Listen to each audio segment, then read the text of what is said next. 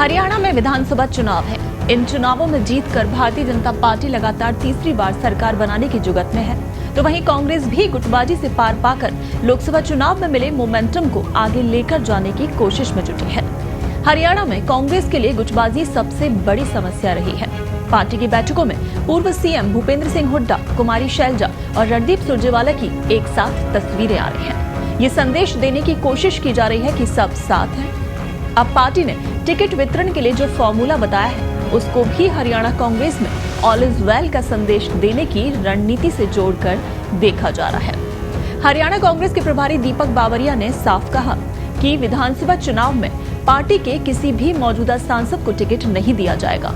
इस screening committee की बैठक के बाद बात करते हुए उन्होंने कहा कि अगर कोई तत्काल आवश्यकता है तो उन्हें पार्टी अध्यक्ष मल्लिकार्जुन खड़गे से अनुमति लेनी होगी। सिटिंग विधायकों के खिलाफ एंटी इनकम्बेंसी होगी, तभी उनका टिकट कटेगा। दीपक बावरिया ने यह भी कहा कि 10-15 सीटों को लेकर चर्चा हुई है, लेकिन अंतिम फैसला लेने में अभी कुछ दिन और लगेंगे। हरियाणा कांग्रेस के प्रभारी दीपक बावरिया के इस ऐलान के बाद अब सवाल उठ रहे हैं कि क्या कांग्रेस पूर्व सीएम भूपेंद्र सिंह हुड्डा के लिए रास्ता बना रही है। और ये सवाल इसीलिए उठ रहे हैं क्योंकि हरियाणा कांग्रेस में दो गुट हैं। एक गुट है पूर्व मुख्यमंत्री भूपेंद्र सिंह हुड्डा और उनके पुत्र दीपेंद्र हुड्डा का, और दूसरा गुट है कुमारी शैलजा और रणदीप सुरजेवाला का। कुमारी शैलजा हालिया लोकसभा चुनाव में सिरसा सीट से सांसद पहुंच चुकी हैं।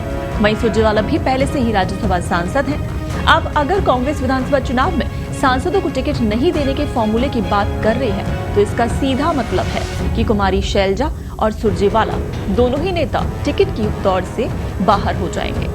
कुमारी शैलजा ने विधानसभा चुनाव लड़ने की मंशा जताते हुए कहा भी था कि मुझे लगता है कि हरियाणा विधानसभा में काम करने की जरूरत है।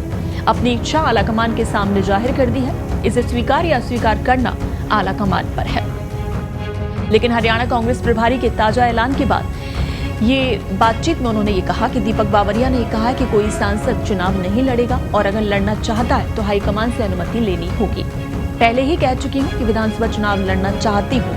हाईकमान के आदेश पर ही लोकसभा चुनाव लड़ा था और अनुमति मिली तो विधानसभा चुनाव भी लड़ूंगी। यानी कुमारी शैलजा भी समझ रही हैं कि विधायक ही नहीं रहे तो मुख्यमंत्री के लिए दावेदारी कमजोर होगी।